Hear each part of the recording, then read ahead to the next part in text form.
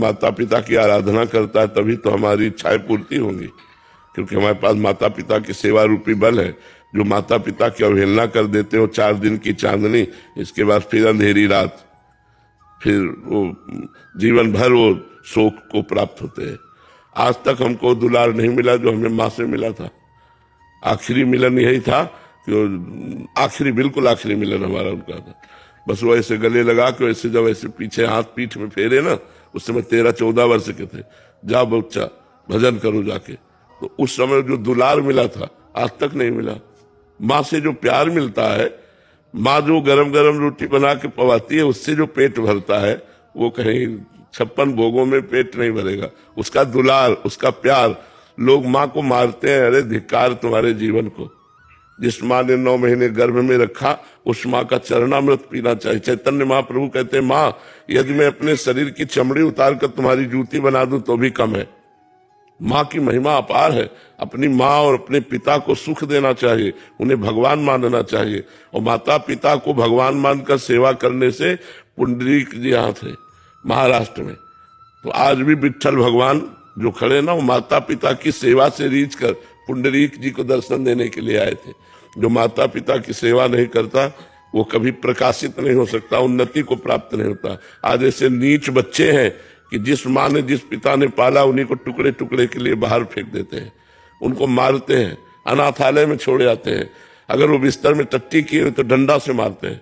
ये बिस्तर में तुम्हारी माँ ने ही तुम्हें साफ करके इतना बड़ा बनाया, और आज उस माँ को सेवा का अवसर पड़ा तो तुम डंडा मारते हो, गाली देते हो, अपमान कर। ये बड़े नीच लोग हैं। ऐसे कि नरकों में बड़ी दुर्गति होती है जो अपने माता पिता को मारते पीटते। मातृ देवो हो पितृ देवो हो। माता पिता को सुंदर वस्त्र, सुंदर भोजन, औषधि, जब तक उनका शरीर न पूरा हो जाए तो एक छोटे नौकर की तरह उनकी सेवा करे, फिर देख ले उनका आशीर्वाद।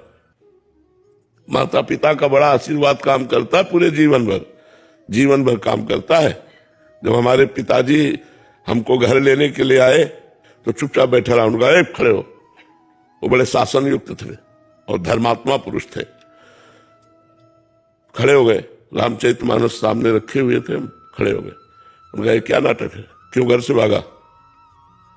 तो उनका बड़े भैया कहते थे, चूंकि चाचा उनको बड़े भैया कहते थे तो हम सब बच्चे बड़े भैया ही कहते थे। तो उनका बड़े भैया, हम भगवान का भजन करेंगे, घर में नहीं रुकेंगे।